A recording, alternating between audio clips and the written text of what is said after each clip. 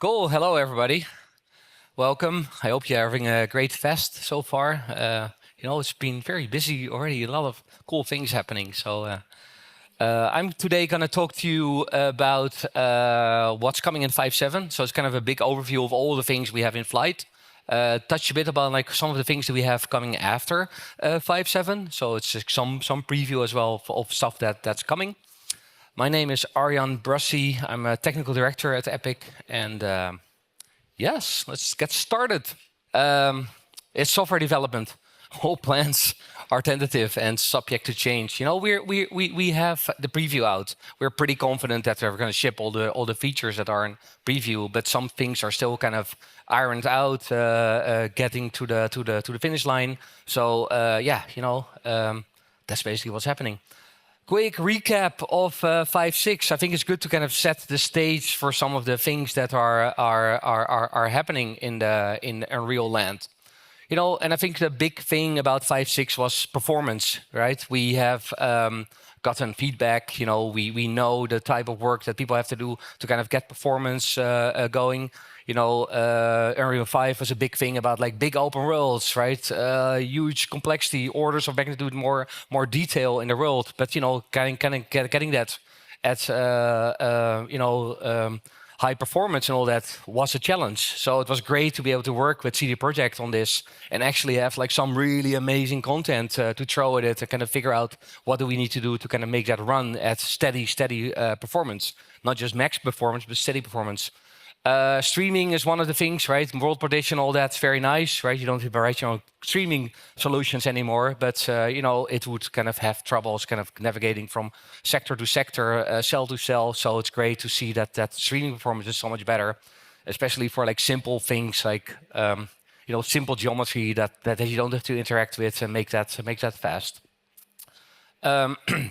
Overall performance as well. A lot of things in flight, such as now we have these big open worlds. We have this engine that's generally capable of doing that. You want to do dynamic time of day. So what that means, you're changing the sun position or the moon position, not both. One of them every frame maybe. So you have to kind of re-update VSMs and a lot of this stuff constantly. So we have to optimize things like VSM to be really fast in the uncached state and not in the cache state, because you can't cache anything if the lighting constantly changes. So stuff like that, but also like a lot of things like, finally hardware ray tracing, like really embrace that.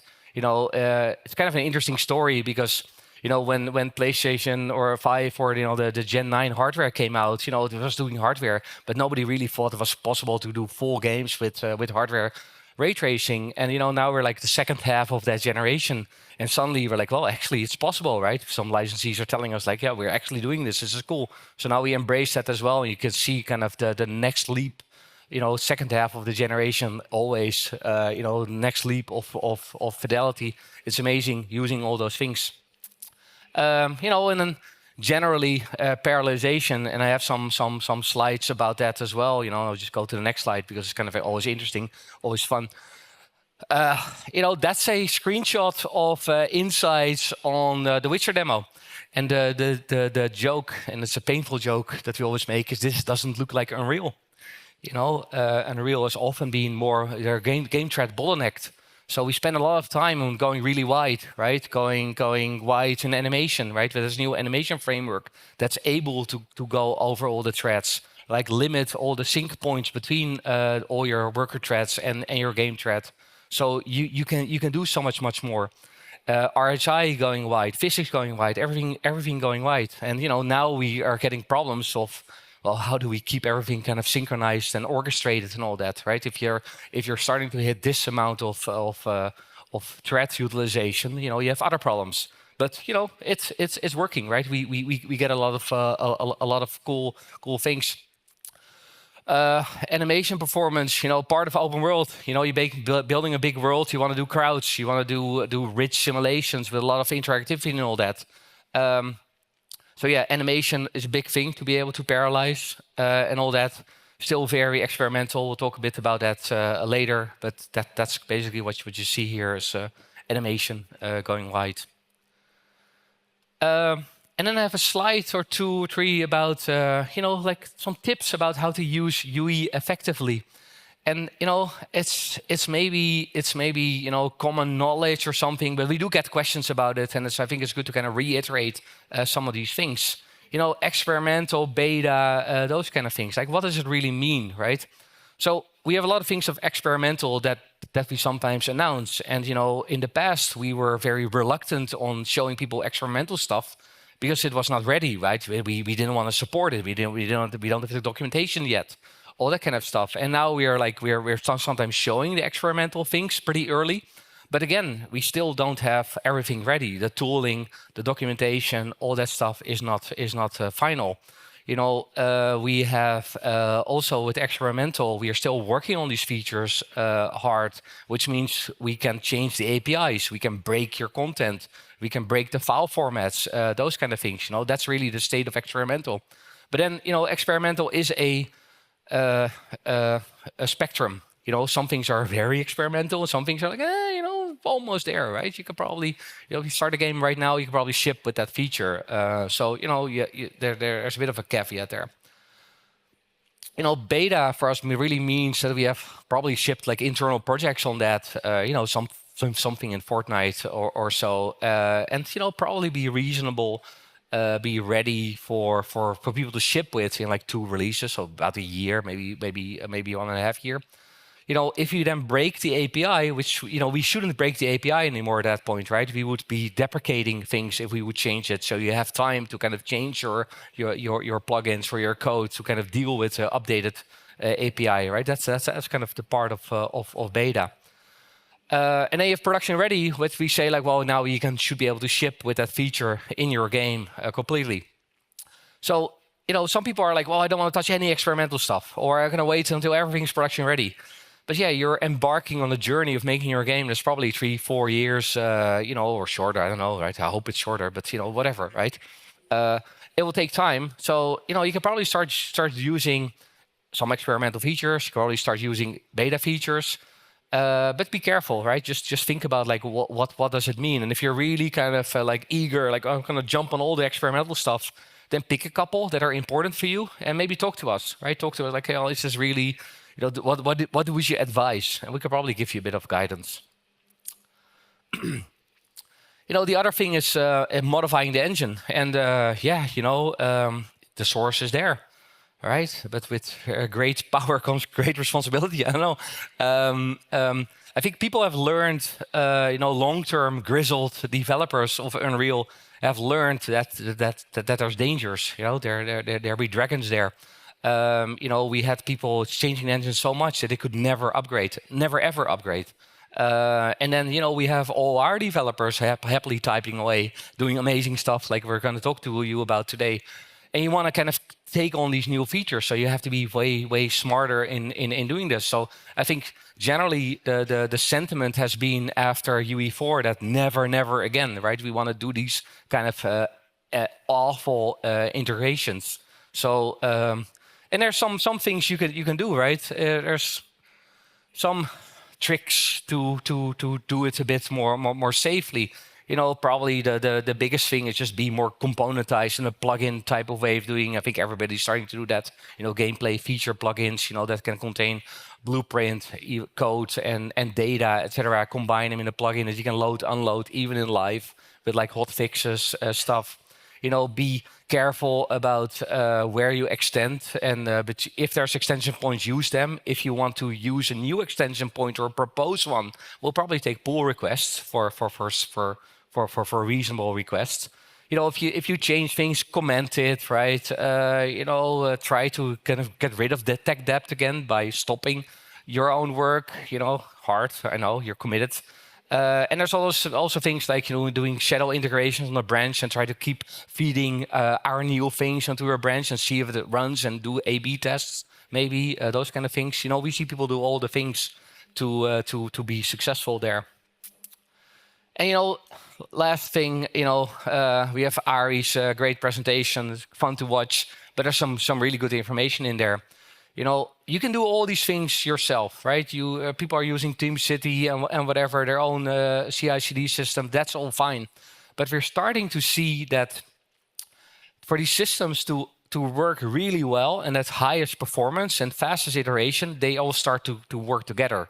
And if it all ticks, this is when you see magic happening.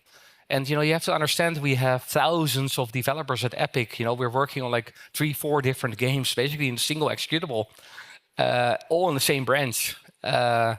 And dev iteration for us is critical, right? We will be so losing so much money. It'll be so slow going. We will not be able to generate builds if we don't fix this. So we're super motivated to fix these things. So yeah, Horde, right? Orchestration, but it also starts doing telemetry, introspection on your build processes. I have something about that later. Zen is not just for cooking on the server, but actually if you run that on your workstation, it accelerates everything. It accelerates editor load up. It accelerates play on target. It's all those kind of things, because it abstracts the file system. You don't have to deal with Windows file system and virus scanners and that kind of crap anymore, right? It's much faster. Unreal Build Accelerator as well. Distributed builds across platforms, including Windows and Mac. Shader compilation going wide over multiple machines, super critical. So all this stuff will help you, we hope, and we see. So yeah, about 5.7, what's new? So tentative dates, well, we just in preview, release mid-November. So I think second week-ish of November is currently the plan for the first one. So yeah. And maybe, talk about some of the themes. So the themes are kind of similar to maybe 5.6, and I think that's probably a good thing. I think we, Unreal 5, starting with like Nanite and Lumen and those kind of things, lots of new features. We keep throwing new features at you, etc. But I think like stabilization of these features and getting the performance right and tuning right and documentation and making it work in every case is important. Right, so performance of it all, right? Performance as a feature, basically running 60 Hertz across all platforms with the feature set that we think we can deliver. Scalability, you run it on every platform, right? So scale up and down on the platforms that you need to target. And then workflows, not just making it cook faster and load faster, etc. Also, like how can you make the tooling better to be faster in developing the games and develop content and such. So let's go into some more detail. Rendering. So Substrate will be production ready in 5.7. So if you're not using it yet, you should probably start taking a look at it. So what this does is it's our kind of new super advanced material system. You can do like multiple layers, like physically correct, super cool stuff. It will take your old content and it will just render it in Substrate starting with 5.7 if you select the flag. If you don't select the flag, it will be the same as it was before. We will probably deprecate the old path of rendering in like a year. So we'll starting to deprecate non-Substrate path. And out of the box, if you enable it on your project, the goal is, and the thing that we're testing against is to not have any performance degradation. So it should run at similar performance as your old stuff. But then you obviously want to do cool new stuff with Substrate. You want to add all the bells and whistles, all the cool features. You want to do cars that look like amazing, like a photo and all that. So there, I think we need to kind of temper the expectations a bit. Some of that stuff is possible, but it will get more expensive. It is not as simple as a previous gen or shader.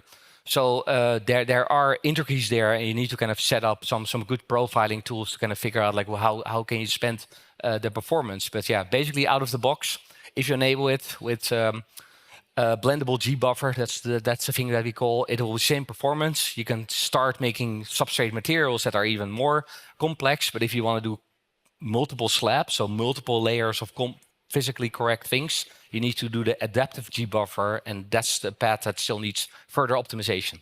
So anyway, super cool stuff. We will release a sample pack for people to play around with and see how to make this content. And we'll be working on tools as well.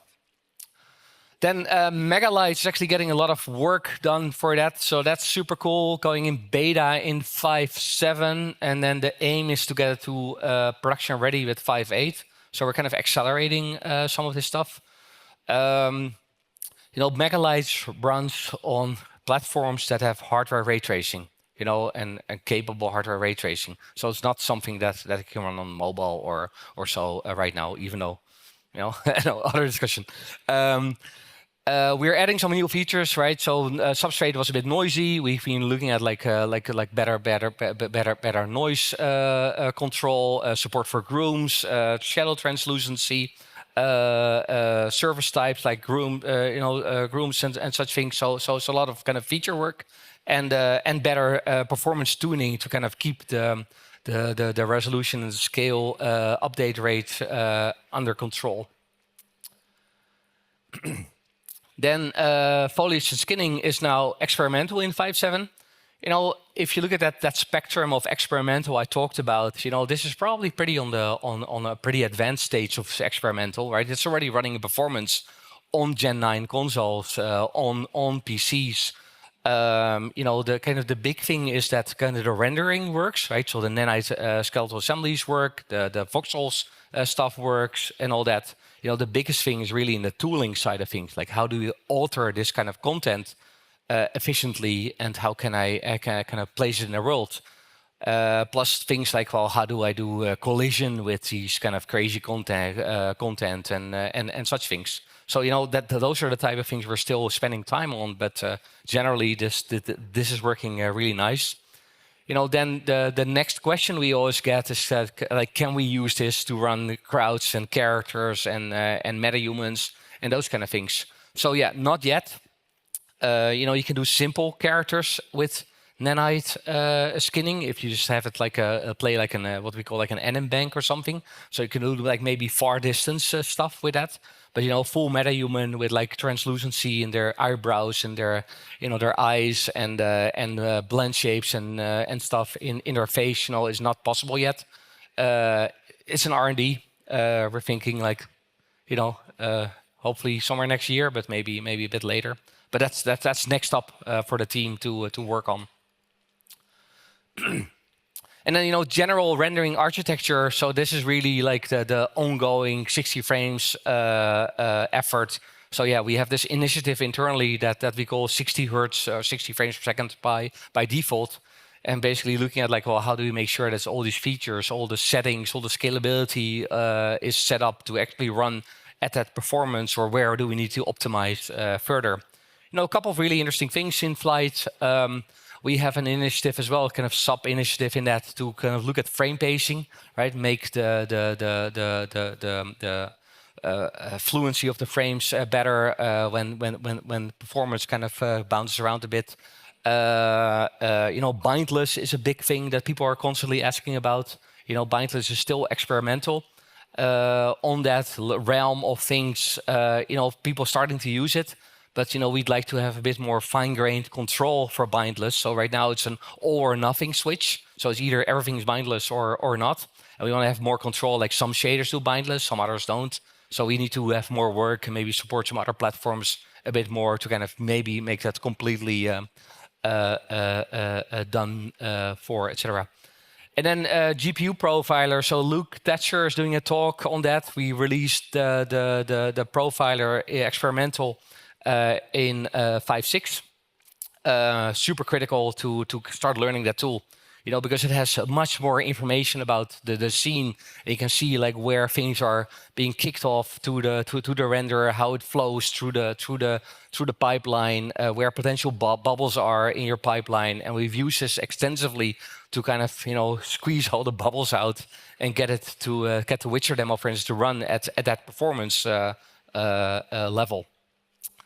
A bunch of other things. I'm not going to talk about all the bullet points, but VSM material translator, great talk by Dan Elksnides about that as well, right? A lot of work in that realm, because shader explosion and permutation and then the resulting PSOs and all that. There's a lot of kind of pain there, and we need to kind of get the shader explosion under control, and there's a lot of efforts in that realm to kind of first start with altering of things, like how can we make shaders that don't explode into permutation, Then how can we optimize the whole compilation process, and can we find ways how to streamline that, and even kind of go so far as like what can we do, make fundamental changes to all the things. Yeah. Let's go into simulation. And simulation, we kind of both have like Niagara and Chaos. And I think the interesting thing is that, it's all kind of interactive. It all kind of works together with each other, and that's kind of the reason why we have Chaos and why we have Niagara, and it's all kind of interoperable, because now we have a amount of source that we can interoperate with, and the foliage can use the physics sim, the water and the fluids and everything is kind of combined, and it kind of turns into complete simulations of what you want to do in the world. So Niagara can be doing super advanced stuff like the heterogeneous volumes, right? Like 3D textures animated over time, pre-baked sims, awesome stuff. We have internal shadowing, we have better permutation, we have better control over scalability. We've actually been shipping this on Fortnite in some events, and we're displaying these things live on Gen 9 consoles. You can't have the whole screen full with these things, but you can have a couple. And it looks super cool.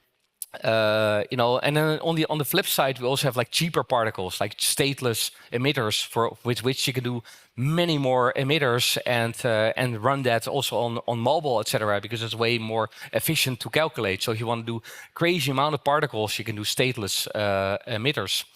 Then also, right, and I'm going back in the bullets, so to confuse you all. Niagara is now also able to emit nanite meshes, and also able to emit megalights. So you can have every particle, or I don't know, every particle. I don't know. That'll be cool. Have a light and feed into the megalights thing. So it's really advanced stuff. So both on the super high end and on like the feasible end, to like if you don't want to do cross platform things. Yeah, and then a lot of other things. You can talk. You can do a whole presentation about Simcache and all that, and you should probably look at that and see what you can do with that stuff for your own projects. To kind of help everybody a bit, we are working on a new sample setup, so we can show you some of the best best practices and example content and all that, to that show off all the complexity that you can achieve. Then on Chaos side, also a lot of things in flight, a lot of dev, so things just thinking about like character simulations, where we run much of the complexity of character simulation through Chaos. So realistic performance physics for cloth, hair, flesh, garments, attachments, and all that through Chaos and the data flow system. You can do layered, complex interactions of skin that's sliding over muscle, over bone. You can do like these crazy things that, like you see here, and in that horse of the Witcher demo, right? So Chaos is able to do that super advanced stuff. We're also looking at our Groom initiative to kind of improve the art directability of making hair and grooms, and turn that into a robust pipeline that you can tune hair with and make custom hairstyles with, and that have physics response and all that. Data flow is this authoring framework which you can make like procedural systems really quickly. And that's a really powerful tool to kind of build up physics sims and setups and all that. So it's a great way to for your tech artists, tech designers to kind of look at and build complex systems. So yeah, a bunch of things there with like like extending things in destruction, and also kind of looking at like, well, how can we turn this into simulation of fields and foliage and those kind of things. And then I have this slide about it as well, where a lot of continued optimizations happening. I think we have big efforts in flight to kind of further improve performance. across the board. You know, we've been shipping Chaos in all our projects for quite some time. We've seen many licensees having really good results with that. You know, we'd always love to hear if you're running into problems, right? And we'd love to hear more about like what specific setups you have. And you know, you could look at the Chaos visual debugger and see what's going on and share those kind of things to a dev community, and we can probably guide you along. But yeah, a lot of optimizations in flight. And then, you know, maybe last but not least, it's like that environmental simulations. You know, can we make full-on sims of like wind and fluids and all that can drive water and foliage and particles and cloth and everything kind of combined. And that's super exciting as well. You know, we have like these hybrid type things. Like some of these things are calculated in the editor, and then they can be dynamically perturbed by, for instance, the player or players walking through the water. So you kind of combine the pre-baked sim with like runtime sims and get to like interactivity still. So you're kind of offloading some of the computation. Then going on to world creation. So PGG is actually hitting production ready. You know, PGG has been a like pretty seminal tool for us because, you know, yeah, we want you to be able to build these super huge worlds. So that means you don't want to place individual assets anymore. Sure, you can use external tools for that, but then you don't have what you see with what you get. So you want to see it in Nanite with Lumen on top, you know, in that full fidelity, etc.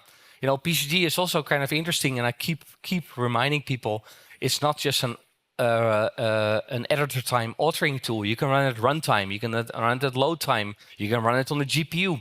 You know, you can do things that respond to your game. You know, when the gameplay changes, the world can change around the player. You can have content that only shows up close to the player, and that content only lives on the GPU. It doesn't even live in the CPU land. So you can't probably interact with it, but it will add huge amount of fidelity and detail and all that pretty cheap and efficiently. So super cool, right? If you're not using it, you know, you should really dig into that stuff. And we've been we've been making it faster every release and making the tooling better, etc. So now production ready, and yeah, we're super stoked about that.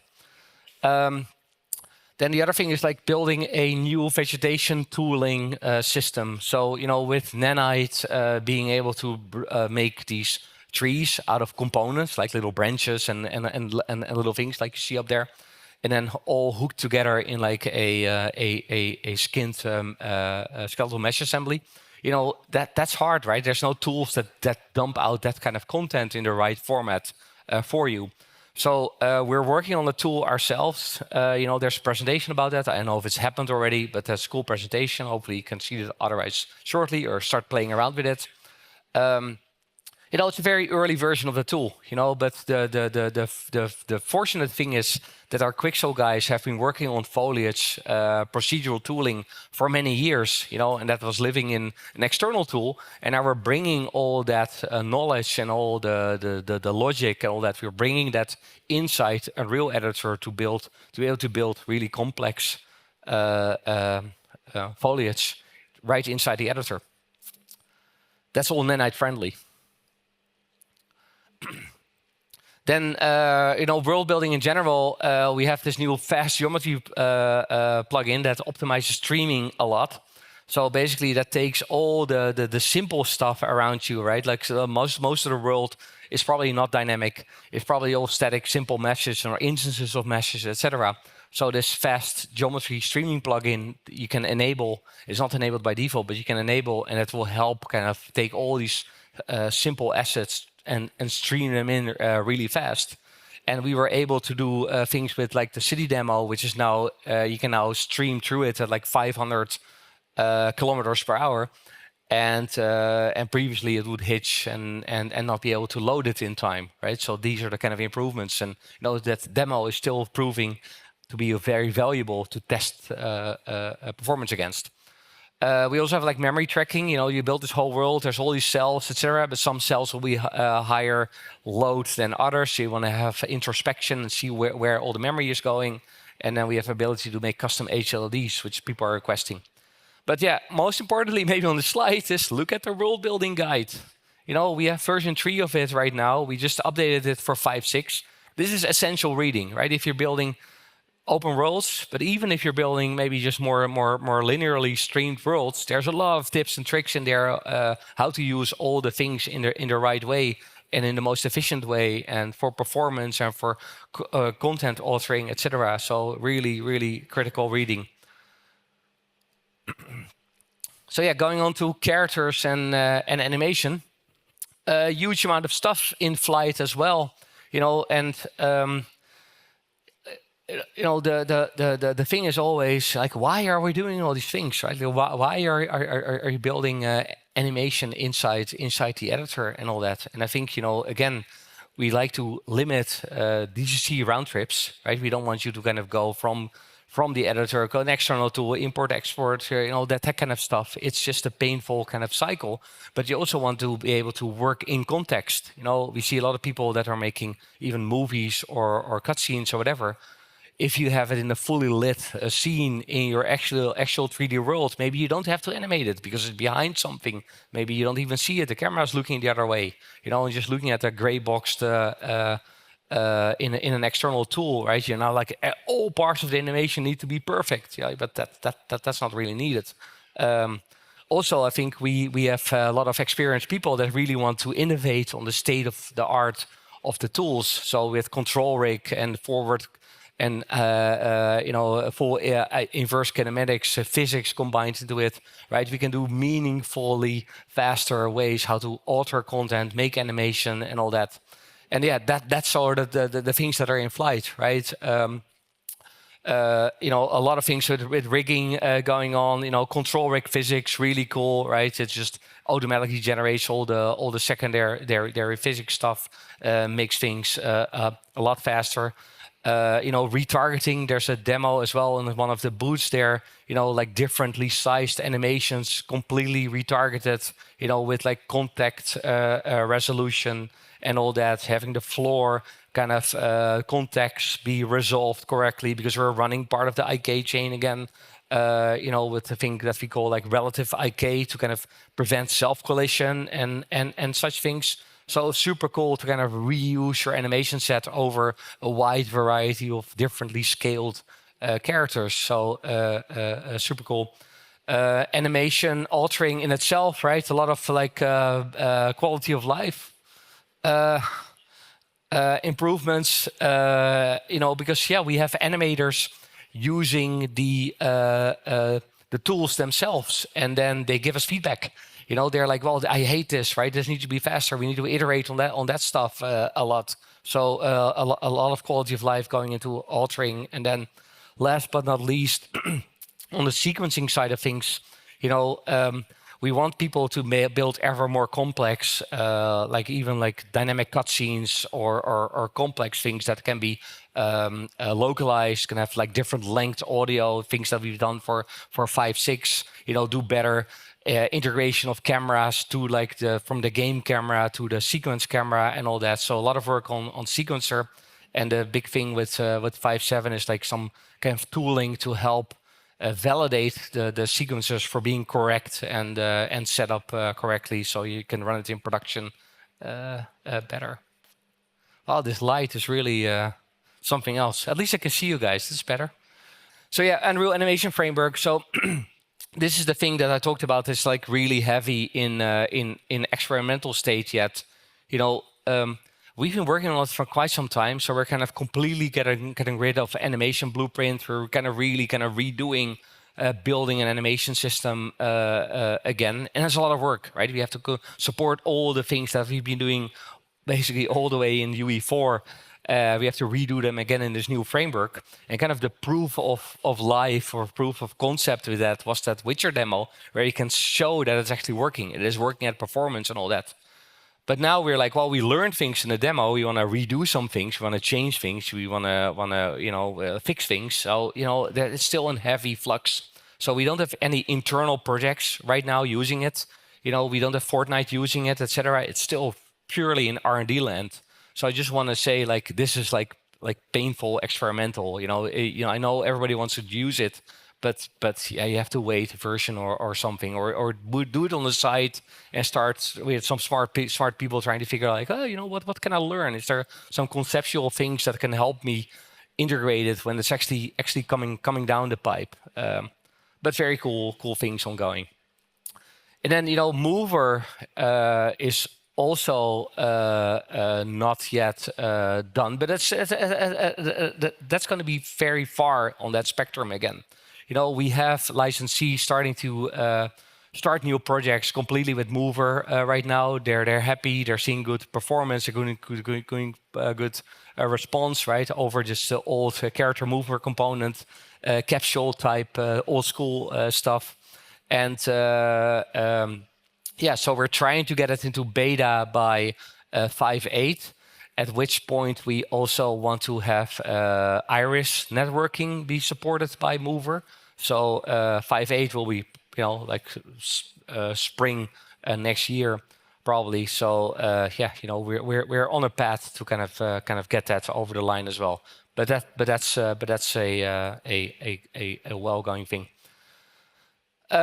Mutable, right? It's been integrated in Unreal for a few versions now, and it's a great way to make customizable characters right inside the game and all that. You can do some super cool stuff with it. If you're interested in doing customizable characters, really look at Mutable. It will solve a lot of things for you. With 5.7, we have a big thing that we call, it's gonna be like data-less, which means that the character is more completely described with parameters instead of baking out a lot of stuff in like the editor and then dumping a lot of textures and models into the code. So it will runtime generate the things that it needs, and just by sending the parameters, in patches even and all that. So we can do stuff like if you have a new character that you want to put in your game, you can just upload the parameters and it will just make that character at the runtime load time appear. So cool stuff happening with Mutable. And then certainly MetaHuman. So biggest thing recently is that MetaHuman is now part of UE itself. So you don't have to run it in the cloud anymore. You can run it inside the editor itself. So that's great. With 5.7 now also runs on Mac and Linux. So that's useful for people that care about that. A lot of updates. I think with MetaHuman, we now see it as like this full character production pipeline. You can make super high fidelity faces, but you can also make body shapes, clothing, grooms using Creator. And then, we have MetaHuman Animator that allows you to basically animate any MetaHuman using various tools, right? So you can use your phone, you can use like complex stereo cameras, you can use video stuff, etc. And the fidelity that we're getting out of even like pretty low end phones is amazing, right? So maybe it's good enough for like secondary characters. And now you can really accelerate creating, good humans and all that. And then, I think another thing that people are really excited about is that, we now have MetaHuman being available in Maya and Houdini. So you can actually export it out, get it into these tools, run some more complex things that maybe don't exist in Unreal, like, parametric room tools that we've also released as a plugin for Houdini, and then move it back into Unreal again. So those are kind of cool ways to kind of go advanced things. Going into framework and gameplay systems. So Iris replication is going into beta. So we are using it across Fortnite right now. We're seeing in all the use cases much better performance over the old replication system, and we really think you should start taking a good hard look at using this. We also have some support for like seamless travel if you are, if you're using more old school streaming, you want to keep certain actors loaded between levels. And we also have like a better way to kind of handle async loading. So if Iris says you need to spawn a new actor, you can actually schedule that. So it's not all scheduled on the same exact frame. and which which could cause hitches. So this is a way to kind of order things and not have these hitches. Yeah, and maybe another really interesting thing is that we have this multi-server replication plugin, which is experimental. Some people have found it, started using it, etc. And it's kind of a way to start making MMO level tech, having multiple servers all communicating with each other, having things that can replicate between servers. We are working on various tech on that realm. So interesting stuff. You want to hear more? I think we just made a knowledge base article on that, which kind of explains some more of it. So yeah, cool new things in flight.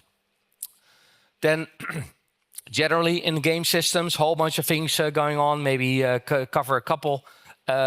State tree. So we can now have a way to kind of extend the state tree compilation to where you can provide your own data into the state tree. We have some quality of life on like the compiler manager. The gameplay animation camera system, the procedural kind of camera system is still experimental, but very powerful already to kind of have like a more procedural control over your camera to kind of frame what is dynamic in your scene, like if you're multiple characters, one character, differently sized characters, etc., to kind of make that happen, but also blend between like gameplay and cutscenes and such things. Then on mass, we have been looking at optimizing memory by refactoring the way that shared fragments are being handled, and we have better configurability how to run it over multiple threads and all that, so we can get more performance out of the systems, and yeah, that's kind of starting to run really well.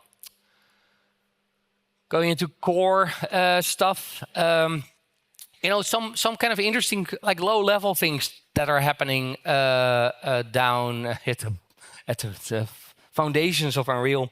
So like one thing that we're releasing with 5.7 is like a memory allocator improvement for PlayStation 5 specifically, where we have seen up to 15% speed improvement in CPU threads using our new memory allocator. And it's kind of crazy how big of an impact a memory allocator can have. So we're doubling down on that. We have some other further work to kind of further improve that. The other platforms are already running some of this new tech, but the PlayStation 5 was behind. So now the PlayStation 5 is also running the new stuff. So that's really interesting. The other thing is that we are really looking at like engine memory and code size. Also for the last bullet, the thing is that we probably have one of the largest C++ code bases in the world. Maybe Windows is bigger or something. And yeah, everything is starting to squeak and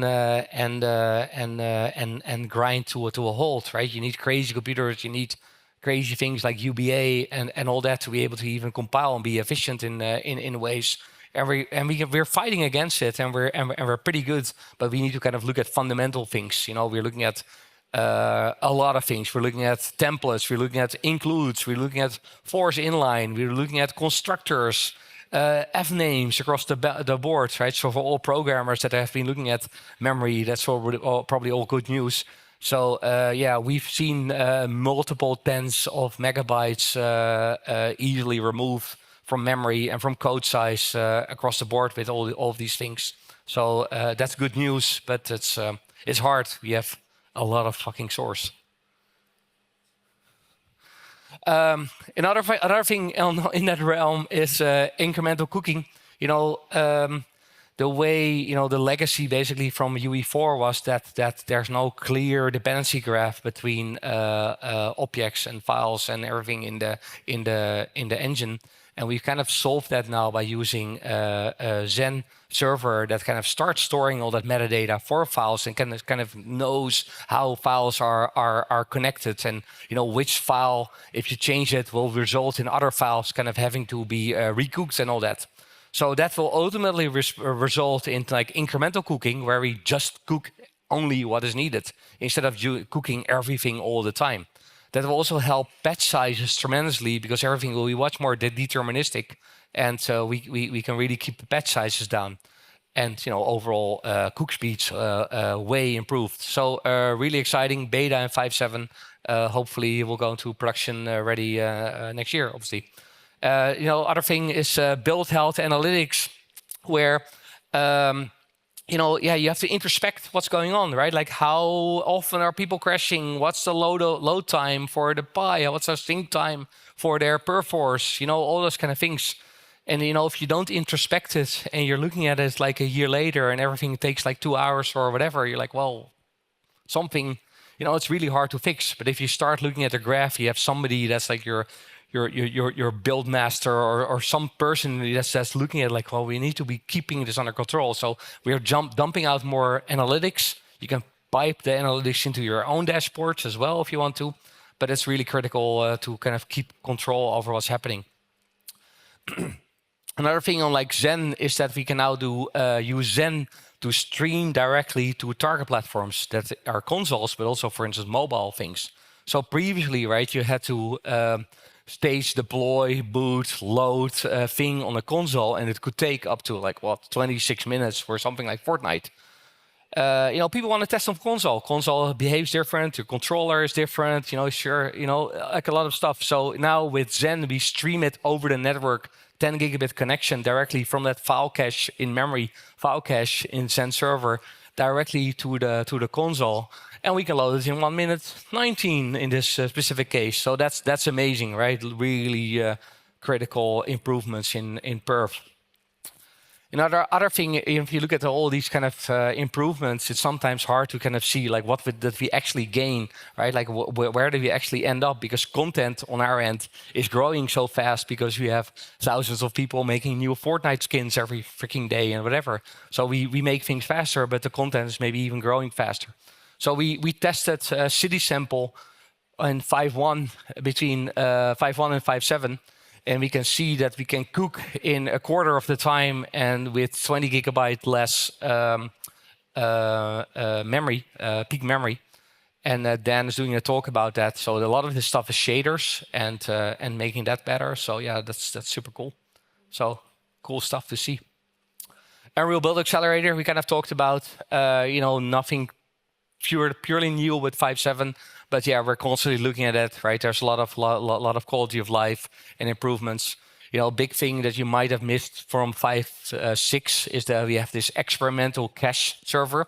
So basically, there's like a standard path in which things are compiled, like a sub-type drive, and it will be able to. That allows us to share whole PDBs and all that between each other, people on the network. So it accelerates compilation speed again by a huge amount. So really impactful. And then finally, last but not least, audio. So meta sounds, really we see as like as our audio equivalent of materials or shaders in Unreal, right? You don't have to commit to meta sounds and not be able to use anything else anymore. So there's a way to use your favorite middleware and meta sounds next to each other if you so choose. But we see people using and really embracing meta sounds and procedural generation and advanced DSP stuff in there. We see them getting really rave reviews on audio and all that. So take a look, right? Don't be so scared.